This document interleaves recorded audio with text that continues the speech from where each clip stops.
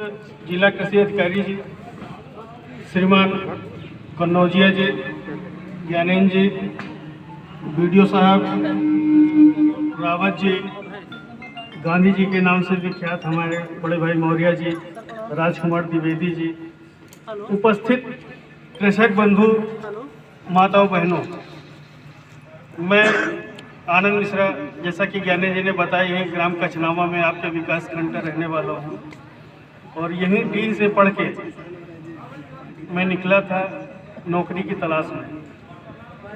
नौकरी उस समय तक हमें सिर्फ नौकरी का ये कॉन्सेप्ट होता था कि प्राइवेट नौकरी और सरकारी नौकरी, दो तरह की नौकरियां हैं।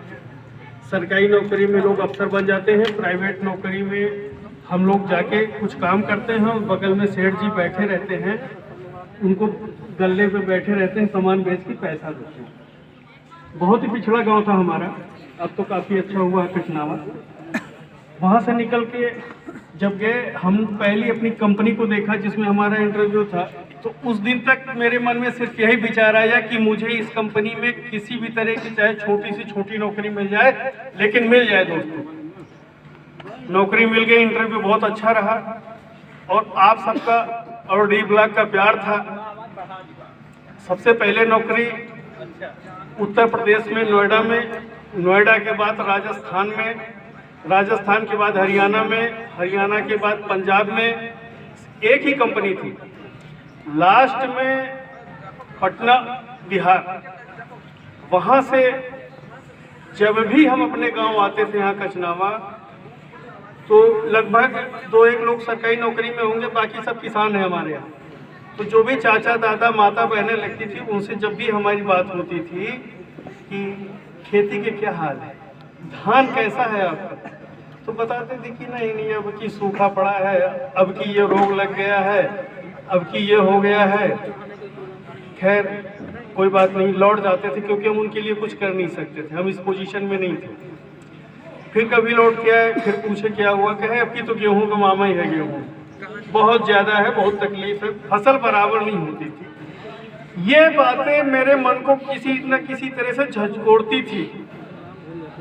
उस समय हमें बहुत अच्छा पैसा मिलता था, बहुत अच्छा था, लेकिन वो सब चीज़ें मुझे झंझोड़ते हुए मैंने नौकरी को छोड़ दिया और एक बीड़ा उठाया।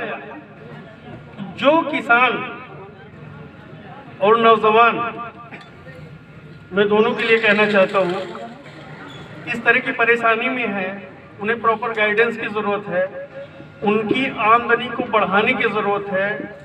वो अपने अनाज का, अपने सब्जी का, अपने दूध का कैसे अधिक से अधिक मूल्य ले सकते हैं, उस दिशा में विचार करने की ज़रूरत है। मैं नौकरी छोड़ के चला आया। शुरुआत गाड़ी लिया, रायबरेली, प्रतापगढ़, सुल्तानपुर, मलियाबाद, इलाहाबाद, चिलविला जब आंवले का खेती होता है, फतेहपुर में केला की खेती होता है, रामशरण वर्मा जी के यहाँ पे बाराबंकी गए, उनके यहाँ पे केले की और मेंथा टमाटर की खेती होती है। सब चीज़ को देखा, सुना और समझा। इसके बीच में गेहूं, धान और सरसों की एक फसल हमने एक साल में लिया और हमें घर में खाने के लिए तेल, चावल और गेहूं छोड़ करके एक साल में 4 बीघे में 52,000 रुपए का बेचा। उसी समय समझ में आ गया कि दोस्त, हर महीने तुम्हें 90,000 मिलता था और अब की साल भर में 52,000 रुपए मिला है, तो ऐसे तुम्हारी हालत तो नीचे चली जाएगी, किसानों की भी जिंदगी बदलने वाली नहीं है। फिर हम नए कॉन्सेप्ट में गए। ये जो गोष्ठी का आयोजन होता है किसान भाई, ये चीज़ समझ लीजिए बहुत ही अच्छी चीज़ है।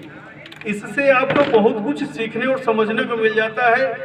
वो दिन हमारी ज़िंदगी में था, यहाँ पे तेलीबाग लखनऊ में कृषक का मेला लगा हुआ था, बहुत बड़ा मेला लगा हुआ था, प्रदेश स्तर का था।